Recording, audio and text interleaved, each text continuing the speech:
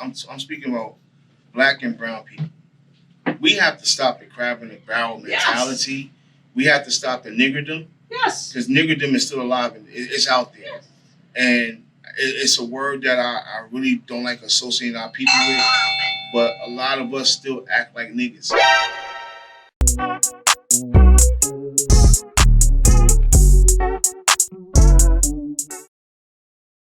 For those of you who expected Kelli Prather to come in and talk about that $7.1 million that just came into the city for affordable housing and how Black-owned businesses are not getting the money that we need for different projects, you didn't realize that you were in for a treat today when I came in to see Crystal. It's always something amazing when I come in to see Crystal. Not only did I have an opportunity to speak with Meckole, who's doing some great things, I have a Grammy Award-winning producer, a civil rights activist. I mean, you won 13 music awards. You're a rapper. The list goes on and on. I don't want to be the one to.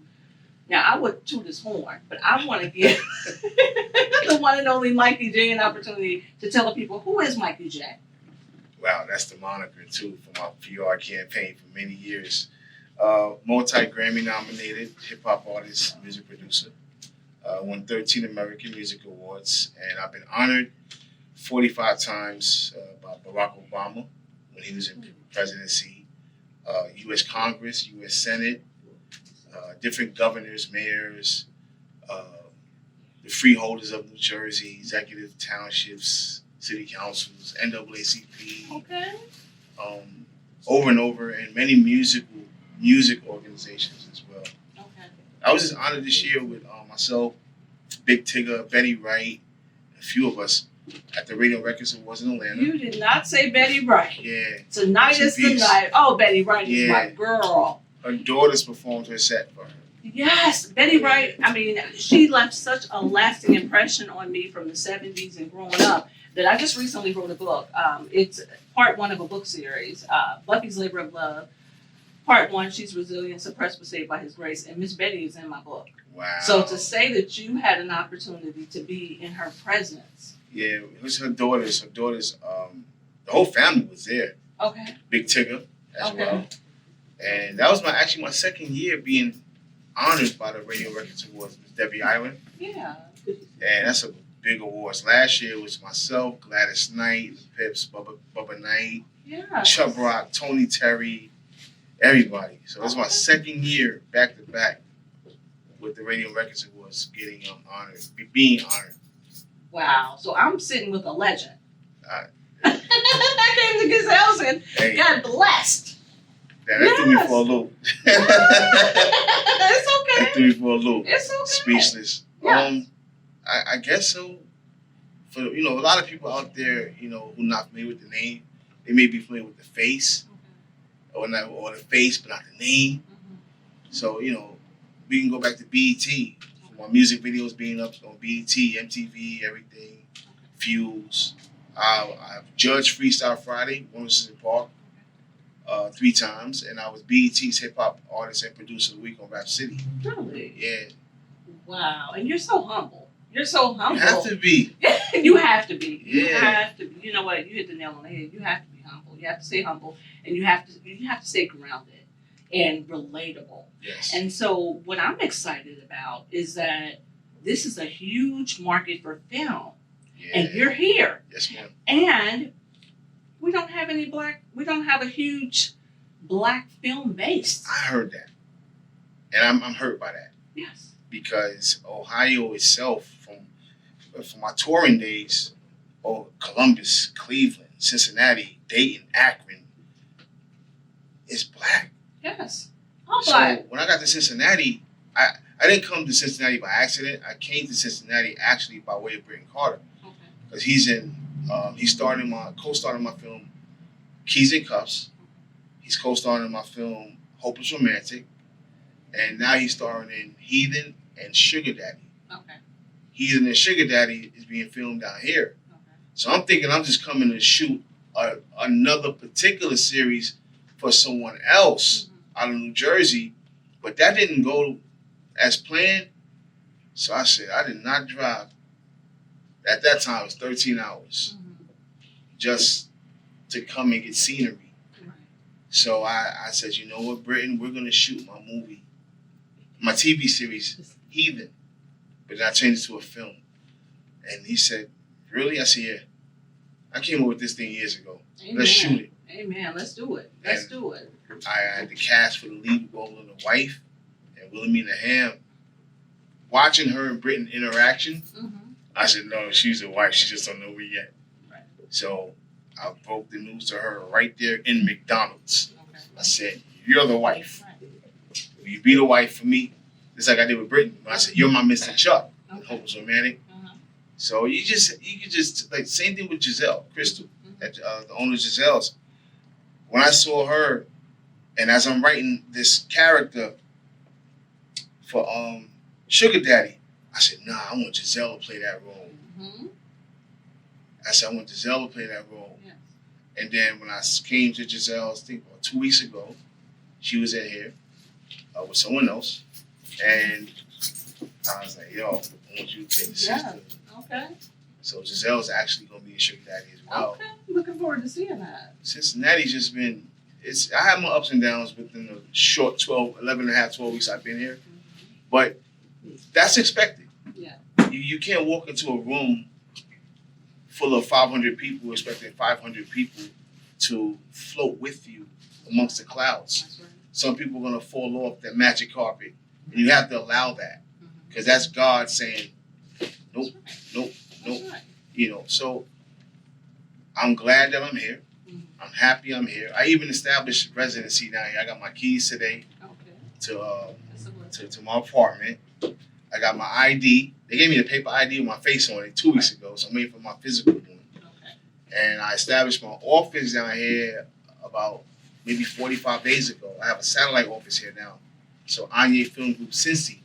So Britton Carter, once again, that name, he's on his live and he's interviewing me because he's a talk show host as well. Right.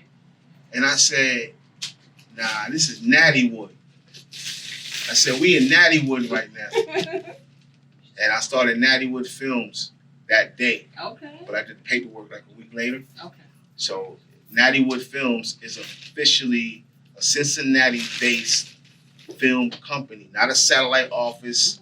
It's an official Cincinnati-based film company that aspires and is thriving to elevate those aspiring actors, actresses, producers, directors, to teach them the ethical portions and the legal portions of the film industry. Because a lot of people, they don't know. They don't know. And you know what, that's in a lot of industries, you have things that are unethical, but legal.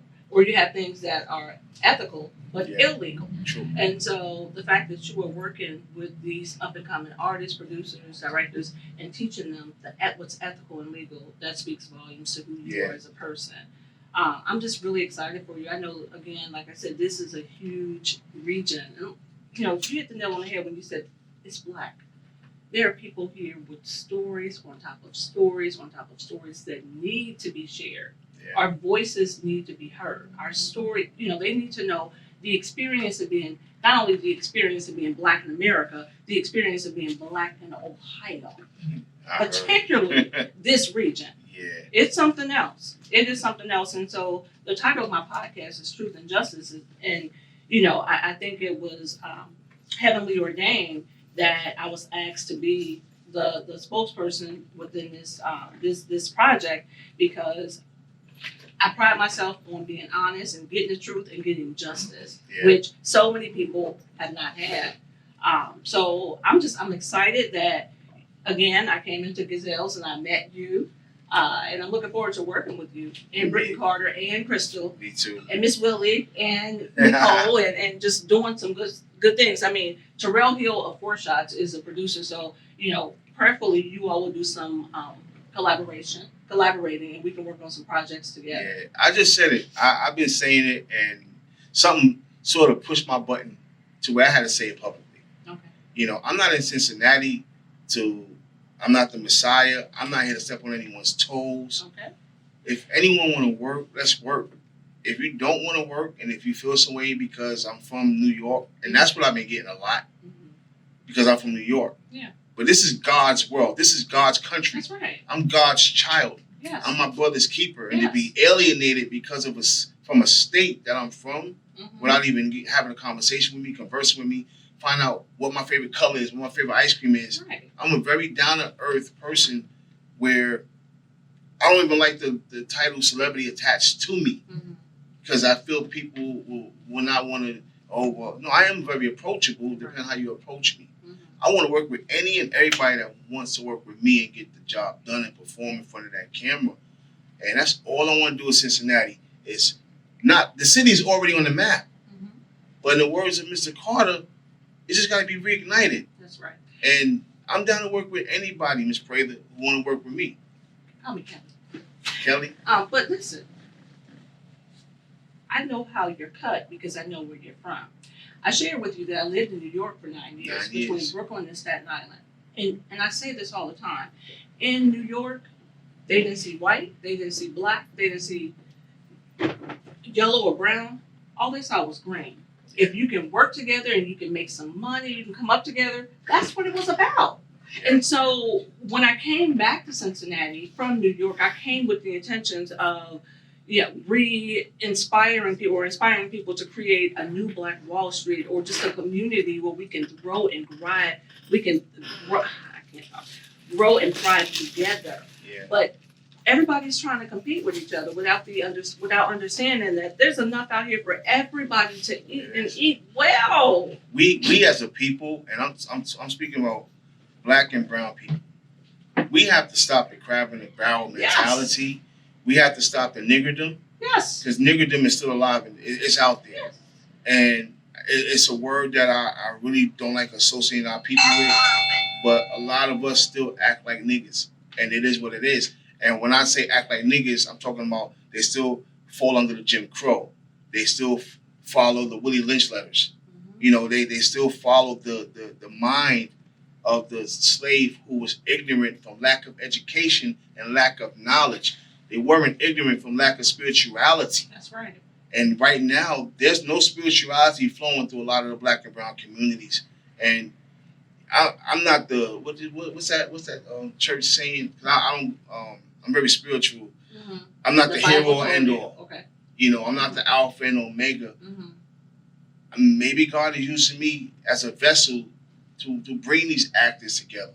I've had actors do crazy things and say crazy things. So we gotta let it go. Amen. And you know what? You said there's no spirituality flowing through the community, and I am inclined to agree with that wholeheartedly.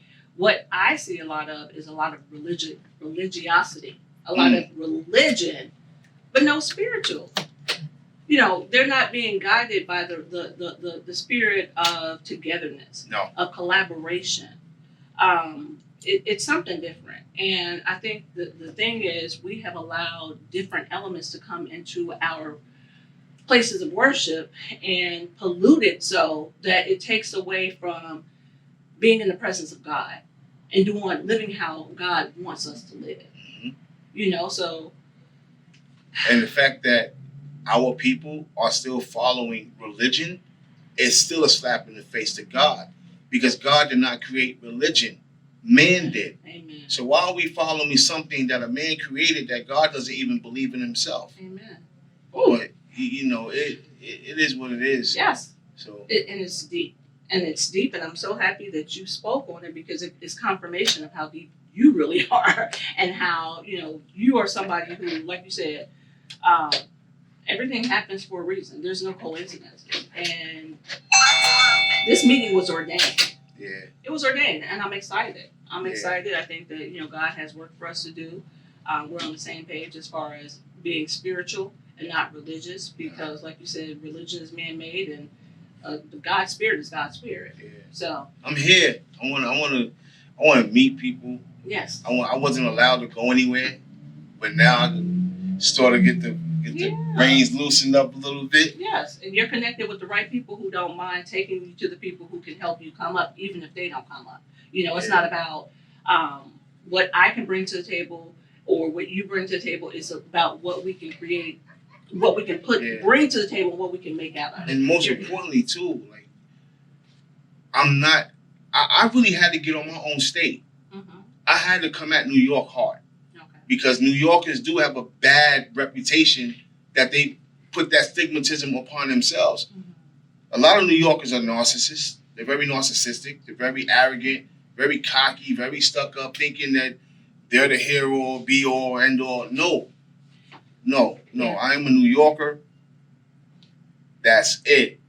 Don't put me in that ball of marbles with the other marbles. I'm a different color, breed, all that. Right. And like BJ, you know what? That was not my experience at all in New York. I was embraced in the communities I went in. Yeah. I worked at Coney Island at PS 771 with Stephon Marbury. I'm about to say that. Yeah. Stephon Marbury his brother Don Marbury is a parent coordinator.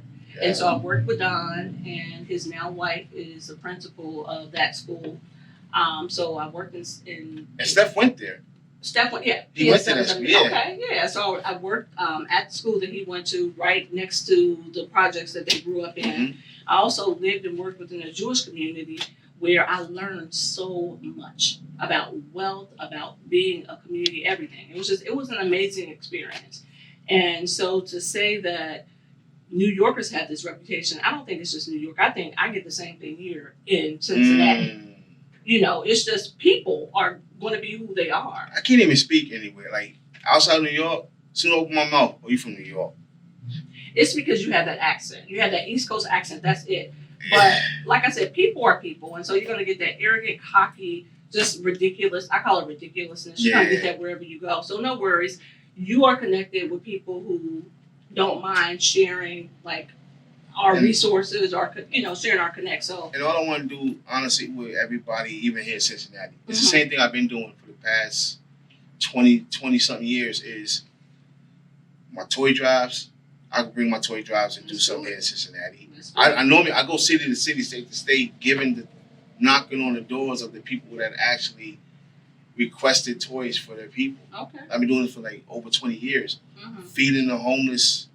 Doing what we gotta do, school supply drives. I'm a benefactor for 3 schools in New York. Okay. So anything that I can do to help a community, but the community has to want to be allowed to be helped, right. And the community also has to put their best foot forward and help us as well. That's right. Because if the Jewish community can come together and build their own, and they're very isolated, Mm-hmm. you can't even move into their community if you're of a certain ethnicity. Right.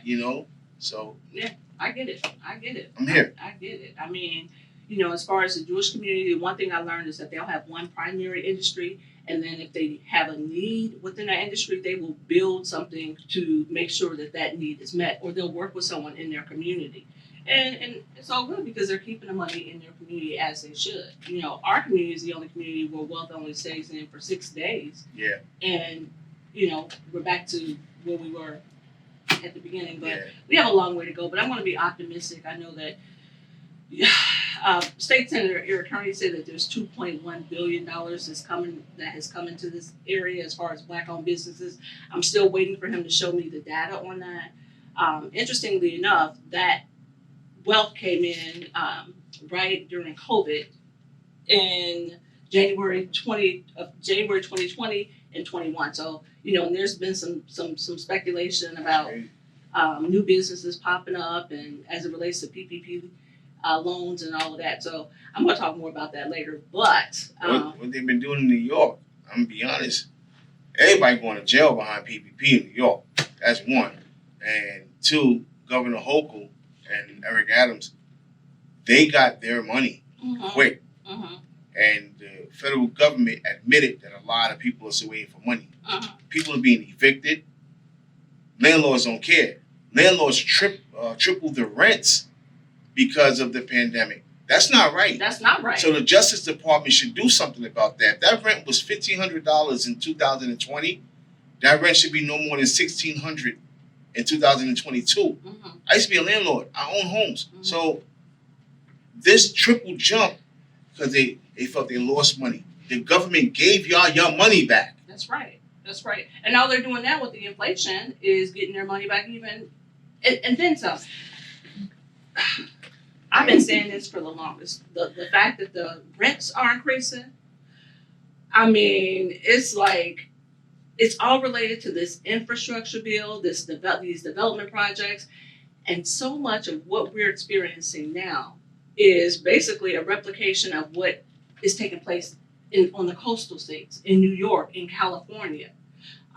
So you and I have a lot to talk about. Yeah, don't forget the mortgages are up too. Yes. I own a home in a certain part of New Jersey. I'm never getting rid of it. Right, as you should. I'm never. It's the price I got it for. The price it was really worth. Mm-hmm. But I got it during Hurricane Sandy, Mm-hmm. and I'm never letting it go. Right. Thank you to that doctor, that surgeon that really looked out for me. By the way. But the mortgages, we just bought a beautiful house in New York. That same house was like $280. Mm-hmm. I paid like $490 for the house. Really? I haven't even unpacked. I've been there since April. I've been filming a lot. Yeah. I don't want to be there. Right. I'm like, no, I don't. So I'm gonna sell it. Mm-hmm. Oh wow. Yeah. Get a flat. Get a nice flat or a loft or something. Wow. You know. Well, and we kind of touched on Brooklyn and how it has changed so much since, they started gentrifying the area and they built the Barclays Center. At one point, you could buy a house, for a decent amount. Now you can't even get a garage in Brooklyn for $400,000. No.